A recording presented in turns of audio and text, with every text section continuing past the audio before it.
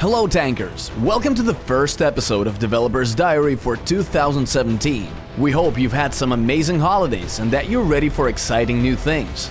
The Tanki X team has already started working on the development plan for this year. Today we'll be telling you about the new skins and the return of containers. We'll also be telling you about upcoming changes to supplies and announcing hull modules. Let's go!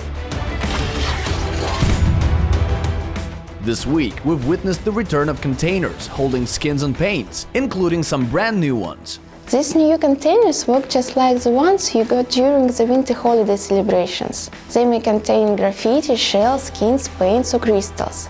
Additionally, every container you open gives you the chance to get brand new and rare items that cannot be obtained any other way, at least for now.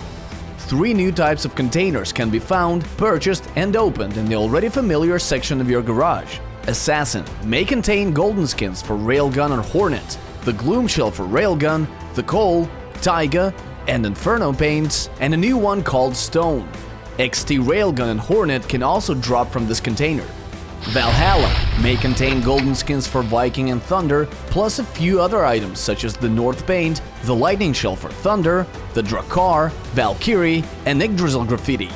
It also contains the XT skins for Viking and Thunder. Camouflage may contain the paints Mary, Rust, Marine, Prodigy, Rock and Tundra, as well as a new one called Corrosion. It also may contain the new and very rare paint called Resin. By the way, the camouflage container has now become one of the rewards for weekly missions. Good luck hunting containers!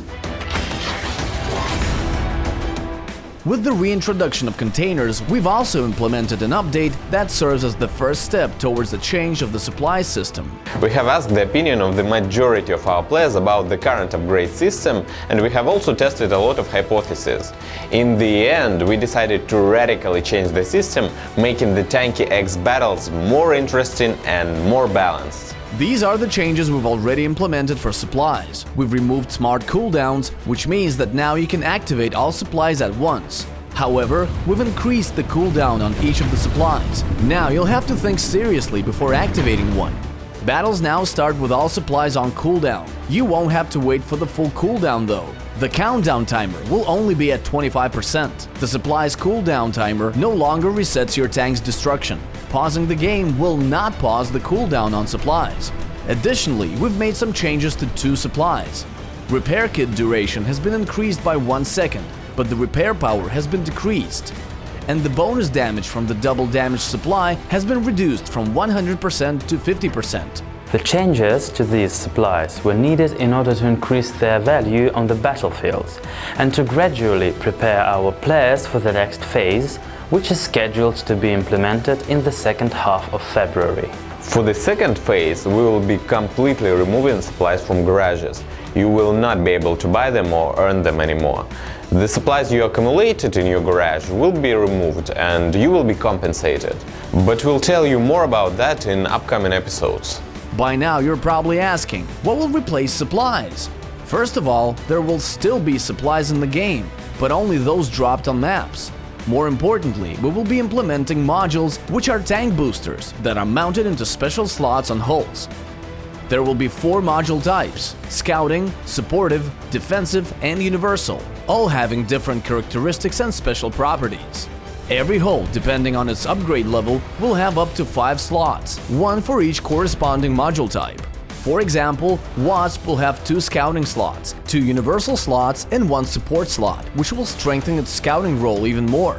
Players will need to craft the modules themselves, using parts that will be obtainable from a new type of container, which can be purchased in the garage or obtained from battles. After accumulating the required number of parts, players will be able to assemble their module in the special section in the menu. When crafting a module, in addition to its standard abilities, you will receive an additional random property, a damage increase to your turret or damage reduction from enemy turrets. This is how we'll be introducing the long-awaited resistances feature in the game. Using modules with different properties, you will be able to create your own unique tank build and come up with interesting strategies to use on the battlefield.